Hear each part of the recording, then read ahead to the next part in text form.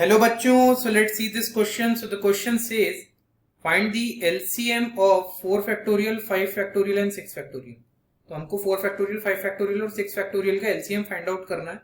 तो यहाँ पर इस क्वेश्चन को सॉल्व करने के लिए जो हमारा की कंसेप्ट होगा, the key concept to solve this question is, हमें यहाँ पर n फैक्टोरियल के बारे में पता होना चाहिए इस क्वेश्चन को सॉल्व करने के लिए.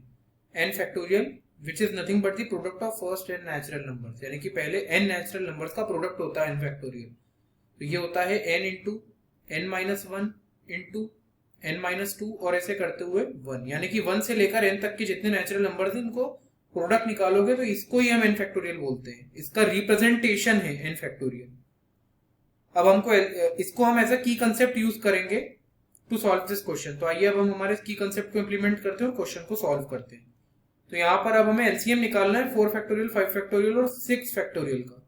एलसीएम ऑफ 4 फैक्टोरियल, 5 फैक्टोरियल और 6 फैक्टोरियल, इसका हमें एलसीएम यहाँ पर निकालना है. तो एलसीएम अगर हम निकालें तो सबसे पहले हम इसको रिड्यूस कर देते हैं. जैसे कि यहाँ पर 4 फैक्टोरियल को तो 4 फैक्टोरियल रहने दो, 5 फैक्टोरियल को आप क्या लिख सकते हो, यहाँ पर लिख सकते हो 5 इंटू 4 फैक्टोरियल.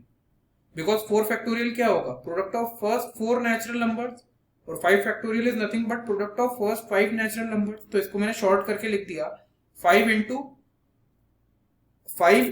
यहाँ पर ये 4 फैक्टोरियल, मतलब कि जो 1 से लेकर 4 तक के जो नेचुरल नंबर है उनका प्रोडक्ट. तो बात वही रही, बस इसको शॉर्ट करके लिखा है. फिर यहाँ पर अगर मैं 6 फैक्टोरियल की बात करूं तो इसको लिख सकता हूँ 6 इंटू 5 इंटू 4 फैक्टोरियल, और ये उसी कंसेप्ट पे बेस्ड है.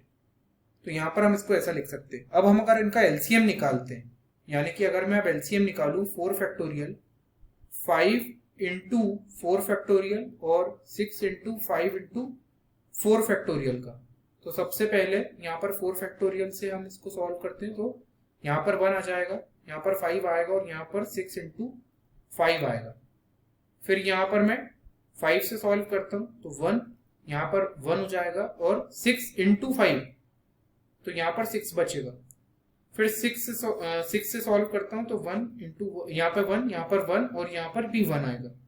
तो अब हमारे पास बच कितना रहा है, यहाँ से अगर मैं एलसीएम की बात करूं, एलसीएम ऑफ 4 फैक्टोरियल, 5 फैक्टोरियल और 6 फैक्टोरियल, तो ये यहाँ पर कितना आ रहा है, तो यहाँ पर ये आ रहा है आपके पास 4 फैक्टोरियल इंटू 5 इंटू 6, और इसको हम क्या लिख सकते हैं, it is nothing but the product of first 6 natural numbers. कैसे, तो देखिए 4 फैक्टोरियल तो product of first 4 natural numbers है. अब इसमें मल्टीप्लाई कर दीजिए 5 का, that is nothing but the product of first 5 natural numbers, और इसमें 6 का मल्टीप्लाई कर दीजिए तो product of first 6 natural numbers आ जाएगा. तो that is nothing but 6 factorial only. तो 6 फैक्टोरियल हमारा आंसर है. तो it is the answer of this question and that is all about solution. I hope you understood the solution well. Wish you best of luck, and with this, thank you.